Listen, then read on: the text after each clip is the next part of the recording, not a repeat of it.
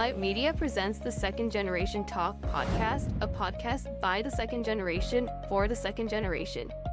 Welcome to the Second Generation Talk, a podcast by the second generation for the second generation. I'm your host, Shreya Parajuli, and our title sponsor is JDM Title LLC and Spring Hill Real Estate, Realtor Ram Mishra. Our media sponsor is Nepal Talks, Ananta, Nepal, North Carolina.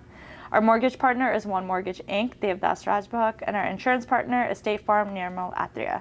And today with us we have Aarjab Goudel, who graduated from Virginia Tech with a degree in CS, currently working at Capital One. So welcome to the show, Aarjab. Thank you. Very excited to kind of talk to you about your journey, growing up as a Nepali American and, where you are today. So I guess let's start from the very beginning. So I know we both went to Chantilly High School, so let's start off there. How was it? How was your journey from Chantilly?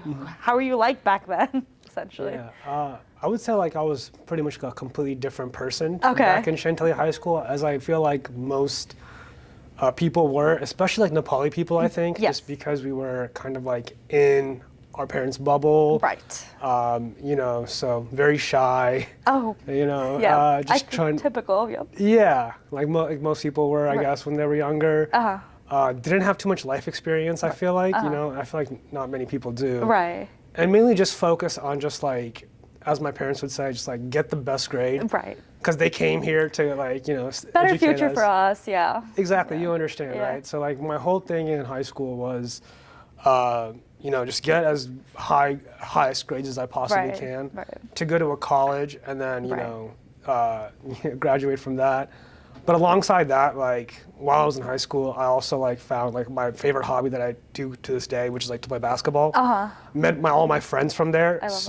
My whole high school story was just get good grades and then play as much basketball as I possibly can, just to have as much fun as I can. So clearly you had a great high school experience, from what I can tell. I would say that. I think my middle school was the worst part of it. Really? Yeah, but then once I got into high school and I started playing basketball and met my friends, I think from that it was just, It went upward from there. Yeah. I think when you started out, do you think it was just challenging because you grew up Nepali American and the cultural identity? You're not too American enough, you're not too Nepali enough. 100%. Yeah. I remember in middle school, right? If you go to a field trip, right, you bring your food with you, right, and once you open it, it just smells. Right. So everyone's yo, what is that? What is that? Right. And so you kind of feel a little in your shell once you hear that. But then, once high school came, my parents were a little bit more modernized too. I think that's the thing that people don't talk about is your parents also they grow with you, right? Yeah, exactly. So once I was in high school, they understood okay, if you want to just get lunch from school. It's also because you were we didn't have too much money, so you'd be part of that free and reduced lunch thing. Yep. So at that point, I was getting free and reduced American food. Right. So at that point, you're I fit in now. I feel a little better, which is fair. A lot better. Right. And then the clothes I was wearing was also Nepali clothes back then. Right. Yeah. And then again, I would probably attribute basketball to this because once I started playing basketball, the clothes I was wearing was Americanized, shoes was Americanized, everything was Americanized, and then that's when really fit in, and that's when right, yeah, that's fair. Yep. Awesome. So then I guess pivoting from clearly you had a great high school experience. I guess what made you decide tech? Did you know you always wanted to go to Virginia Tech, or how did that come onto your radar to even decide to go to tech? Yeah, I think that decision, I remember specifically, was all made in junior year of my high school. There was a class, it was this personal finance class that everyone had to take. Yes, do you remember the that? required, yes. And so it puts you in a place where it's like a video game, and you're simulating a real life scenario where you get paid 50, 60K a year. And if you want to make more money, you have to kind of sacrifice 2 years in that game to get your master's degree, and 80, 90K.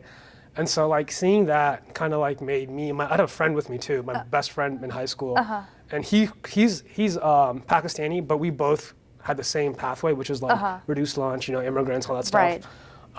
And we came to the conclusion that hey, we realized after college, it's beneficial to make as much money as possible.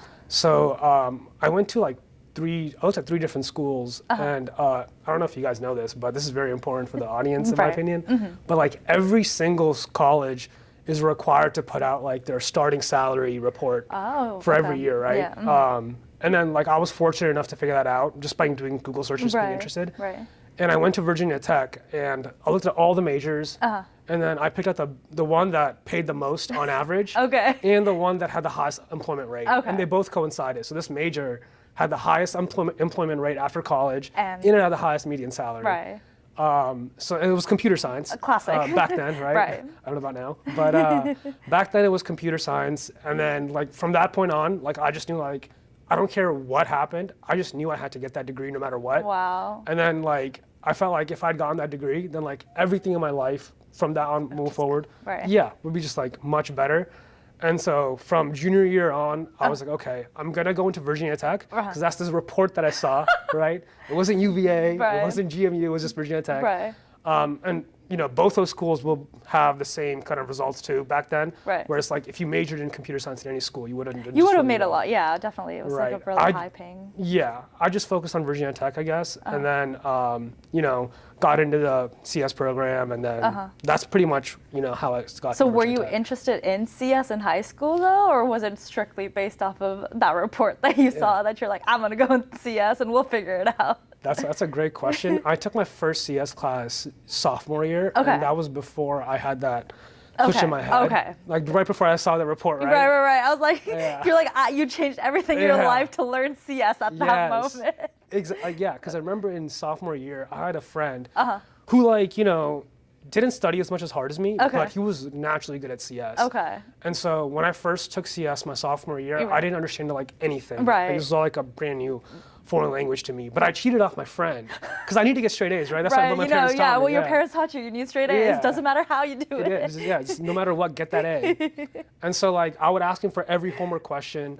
And he's the reason why I passed CS with an A, but I didn't learn anything. Right. And then I realized, oh shoot, if I want to, you know, go into it for real, I have to really get good at it. Right. So like that junior year, I was like, okay, I'm actually gonna like lock into CS because I might be doing this for the rest of my life. Right, exactly. And then that's when I started to learn it, but love it. But at sophomore year, I hated CS. Like you could not, like that's one of the things that I hated the most. Because it didn't make sense to me. It just didn't make sense. Okay, yeah. Because I was like, this is like a foreign language to me. But then once I like honed in on it, I really started to love like, it's like a game kind of thing. And like I play a lot of games solving, too. you know, essentially. Yeah, exactly. It's like a puzzle game. Yes. You're just fitting all the puzzles in, and like there's a dopamine rush when you finally get the puzzles connecting. Right. But yeah, that's how I got into CS. Awesome. I guess how was your experience at Tech just in general? You know, like what do you think like went well? Like looking back, what do you wish you did differently at Tech? Or do you think you had like a holistic, like a fun experience and you have no regrets? Yeah, like I was saying, like, you know, in high school I met my friends through basketball. Right. And that was super pivotal for me because when I went to Tech, like my whole high school group of friends also went to Tech. Chantilly, people all went to Tech. You know, we're so locked in. Right. Especially my year, I feel like even like to this day, we have a group chat of all my high school friends, and we all still, you know, talk to each other and things like that. Right. But Tech was super enjoyable for me, not because of like the school itself, but because of the people that I was with. Right. I was with the best people. Like my roommate in college, I still talk to him almost every day. Right. All three of my roommates actually.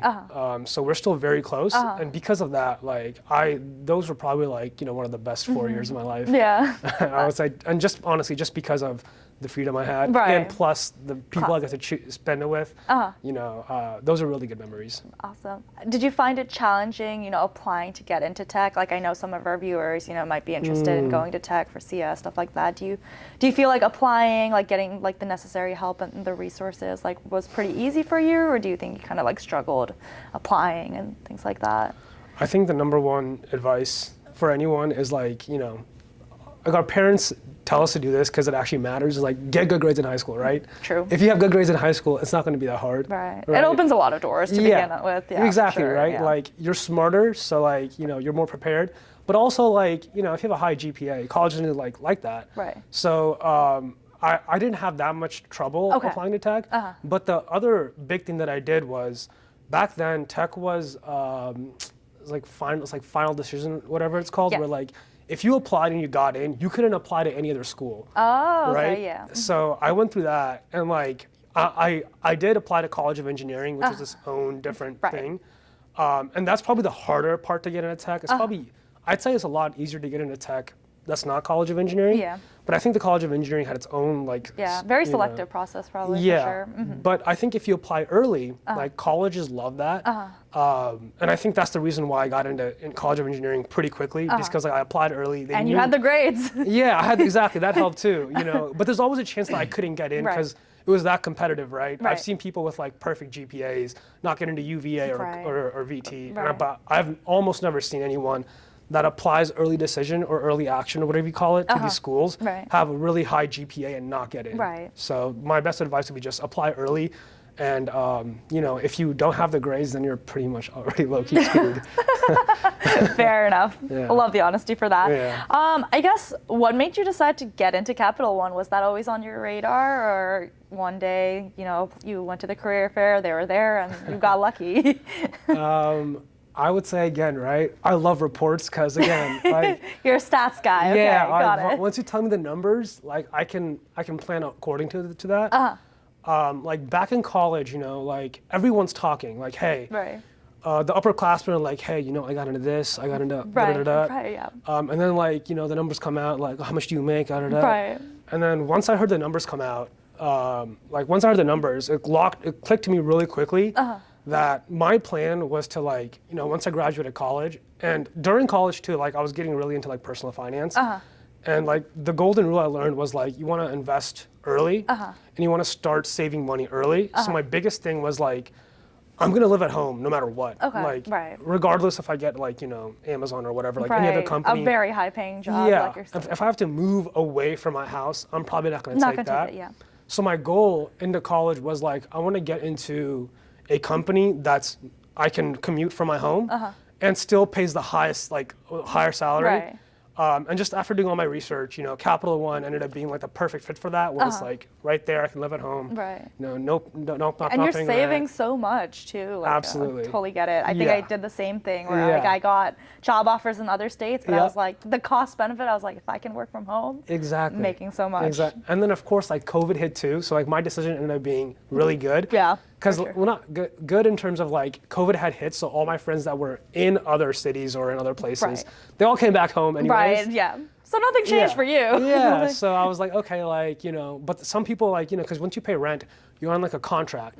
So some people were actually paying rent while living at home. So that's unfortunate. That's very unfortunate. But I think like, the big thing about just wanting to be at Capital One was like I want to save as much money as possible, also make as much money as possible, and Capital One was like the perfect kind of company for that. That's awesome. I guess walk us through your idea, like your typical day to day at Capital One. Like what do you do, just to see like maybe some of our viewers are interested in getting into what you're doing right now. So. You can tell us what you can tell us. Like if there's stuff you can't share. No, like, there's no NDAs. Okay. It's a public company, and I don't have any like private information that's gonna affect the stock price or anything like that. But basically, like Capital One has a TDP program, which is like a development program that like every new grad goes through, which is what I went through. So my first year was in this networking team. I didn't do like too much. I got exposure to like how the corporate world works and everything.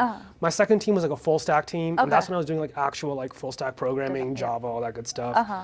And then like during that time, I was put into a project where like I'm not gonna lie to you, like my skills just weren't it.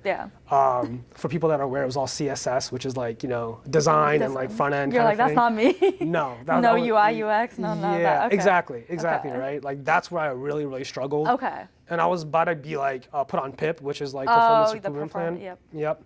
But then I had a friend that in my first rotation, I was like, man, I need any job, and he kind of like offered me a hand, and he. He's like, I have a spot open in my team, like I interviewed for that team, I got it, and that's the team I'm in today. It's called SRE team, which is just like a lot of cloud computing, a lot of like, AWS kind of stuff. So that's pretty much what I do, but like on a day-to-day basis for that role, I come into work, I grab my coffee. Typical. And then like, that team is where it's like, if there's any like production incidents,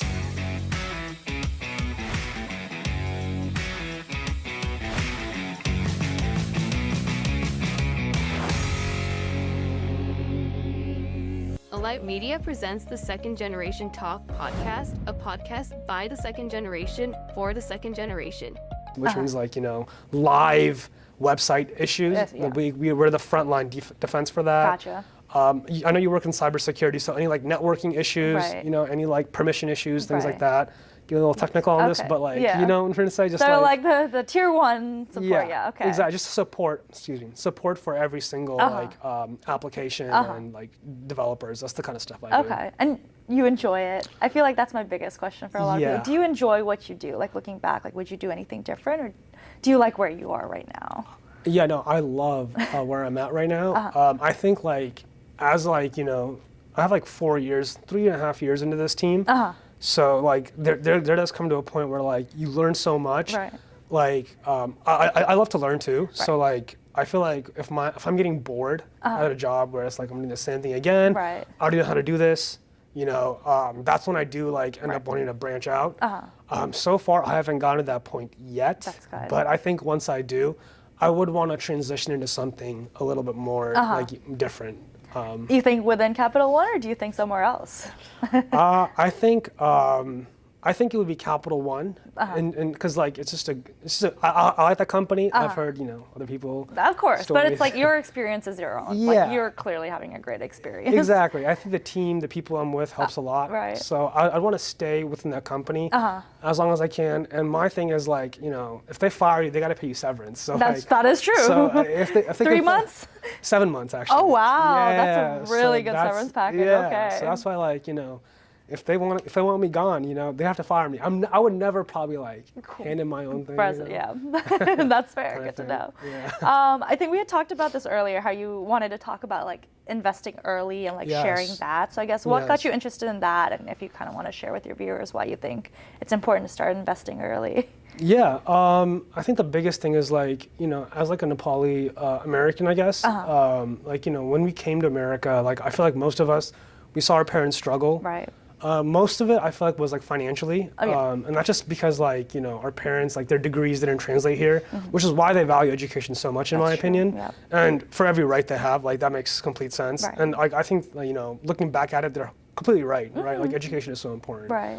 But one of the things that I feel schools or whatever doesn't teach you is financial literacy or financial education. Right.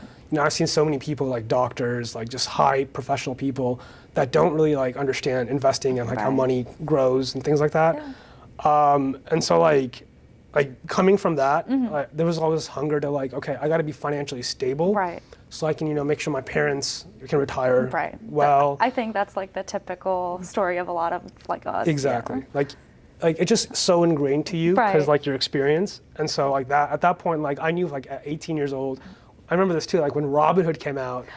Yep. Because that was the thing. It was the barrier to investing was so hard Right. because every trade had a fee. Right. And so when Robinhood came out and said there's no fees. It was life-changing, honestly. Yeah, exactly. So you can make money off of stocks or whatever with $5, $10, whatever it is, right? Right. Where before, you had $1,000, every trade was $5 fee. Right. So that was cutting off your thing, and only Right. the rich people, the people with a lot of money, could invest. Right. So as soon as Robinhood came out, I remember me and my other friends, we started investing. Right. And of course, we were just gambling at that point. Right, yeah, because you don't know what you're looking Not for. at all. You're these stocks look good. I Yeah. know this name. I want Yeah. to invest in this. And then the second trade or third trade you have, let's say you buy low and sell high. Right. You feel like a god. Right. You're dude, I'm made I for made this. so much money. Yeah. I'm about to retire my Right, family.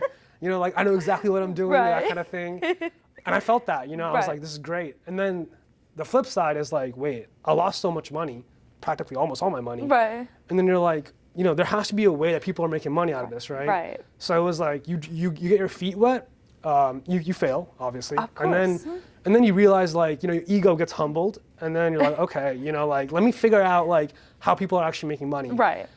So that while I was in college, any like little money I had that was like in my savings account, I basically put my savings account as my Robinhood account.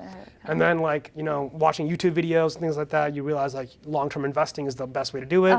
So that means no day trading, you know, no crypto gambling, you know. Yeah, guys, none of that stuff. Yeah, no degen stuff. Like I've tried it all, you know, day trading, swing trading, all that good stuff. It's a lot, options. yeah. Like you need to dedicate a lot of time for that, for sure. And even then, like, you know, the statistics don't lie. I'm a big number guy again. They say, like, you know, 99% of traders lose money. Day traders lose money, sorry. And like 99.5% can't even beat the S&P 500, which means like if you took a grandma and you took all her money, put it in the market, and she did nothing, you took this one kid that's like actively trading, doing research, 99.5% of the time, the grandma's gonna beat this, you know, guy. Good to know. So stats guy, so I will take your word for it. Yeah, so like when I saw that, I was like, okay, I know what the rich people are doing. I know what the educated people are doing. So they're doing long-term investing. So, and then there's like, you know, you have elective classes in VT. Yeah. So I took one elective class that had nothing to do with computer science. It's my favorite class of all time.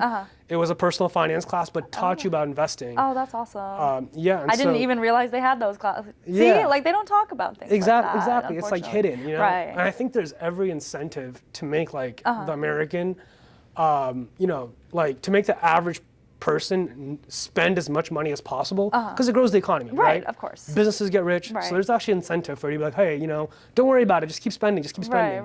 When in reality, if you want to build like, you know, financial freedom or whatever, you have to start doing the exact opposite, which is saving. But once I got through college, like my interest in like finance actually like outweighed my interest in like computer science. Really? Okay. Yeah, so like I wasn't. Honestly, like work didn't really like, during those years, work was like, it didn't like invigorate me as much as like personal finance did. So I kind of slacked off at work, focused a lot on personal finance, like doing, you know, like personal studies, reading books and things like that. And I kind of let work like kind of push me to the side. But that also gave me really like good foundational knowledge on personal finance. And I made a lot of mistakes, like of so much course, mistakes. I feel like that's how you learn, like obviously. And the biggest thing is like once you fail, like you can't let that like make you stop trying again. That's fair. Yeah. But you know, just trying, and just like, you know, I have like 10 years of investing experience now. Okay. So like with all my like practical experience, talking to friends too who are, you know, interested just like you, and then just like YouTube videos, and now, you know, AI. If I have any specific question I don't understand, very I ask helpful. it. It's at your fingertips. Honestly. Exactly. So like information at my fingertips. And with like all this like combination of just like being super interested and like having this experience, I feel like that's really like helped me, you know, like, it's so funny to say, but like all that stuff just to buy a house in Northern Virginia, you know?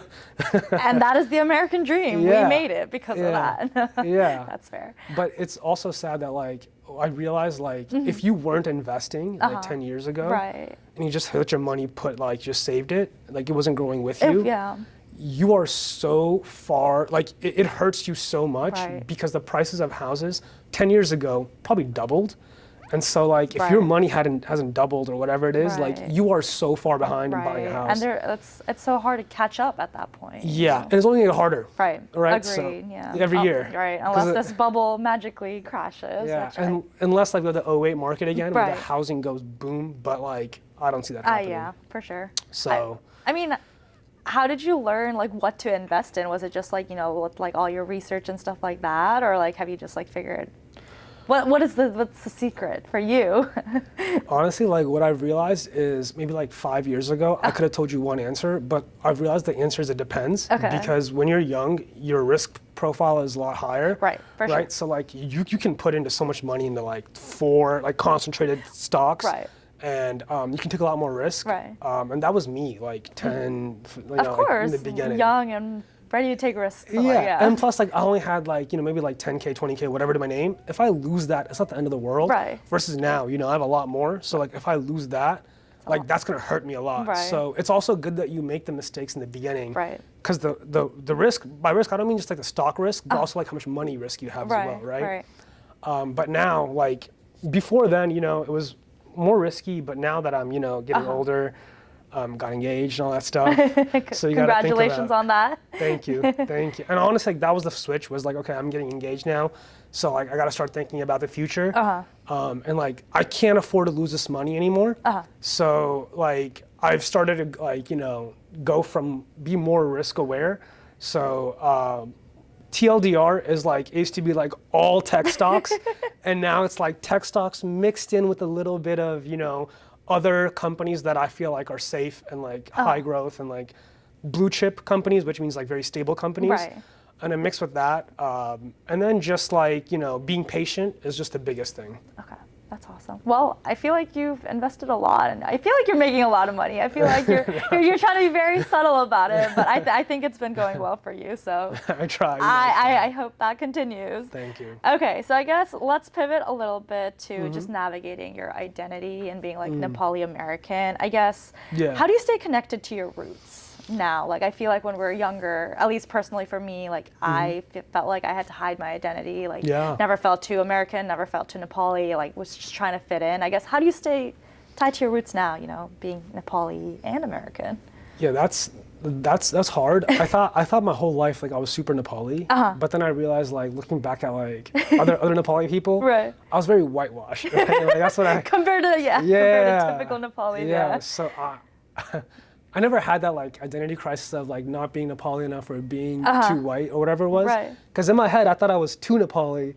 In reality, you were. I wasn't Nepali enough. Right. So like I was just like shocked when people are like, my fiance tells me this all the time. Right. I was like, I thought I was so Nepali, and then like I realized like she's way more Nepali than I am. Than you are. She knows the culture. She knows like how to speak better than me and all this stuff. Right.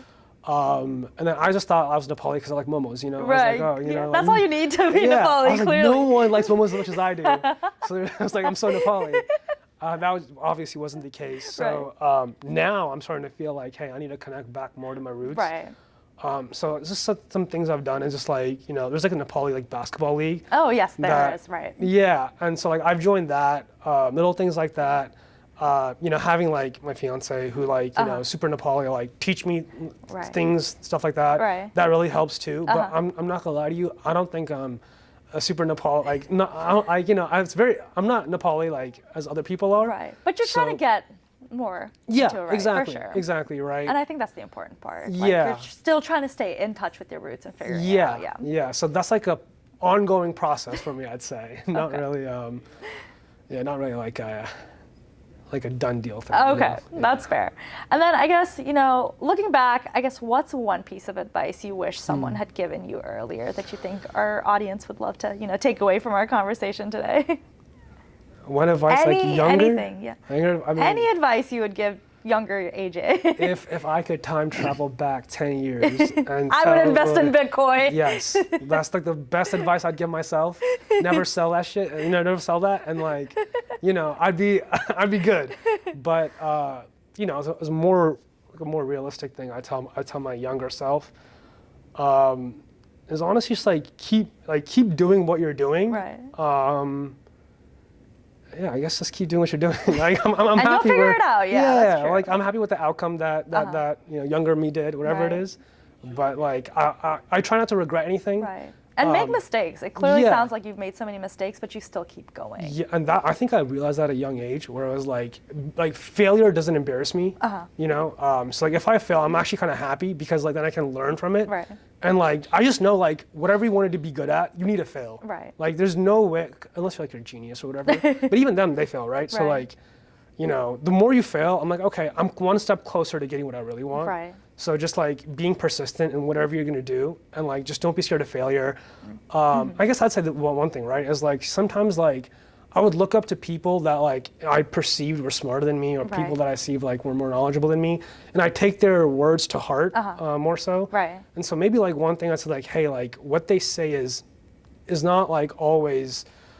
I guess like just like do more. Like you know more about yourself than others people know about you. Right. No matter how smart they are, no matter what you think of them, like you don't know yourself better than anyone else. That's fair. Well, thank you, AJ. I feel like we had a lot of very riveting conversations. Absolutely. I think our audience probably took away a lot. Invest, I think, has been the thing. And then don't be afraid to fail, which I think is very important. Yeah. So thank you. No, thank you. Thank you for watching The Second Generation Talk, a podcast by the second generation for the second generation. I'm your host, Shreya Parajuli, and be sure to like, comment, and subscribe, and follow our YouTube channel, and be on the lookout for more episodes. Thanks for watching.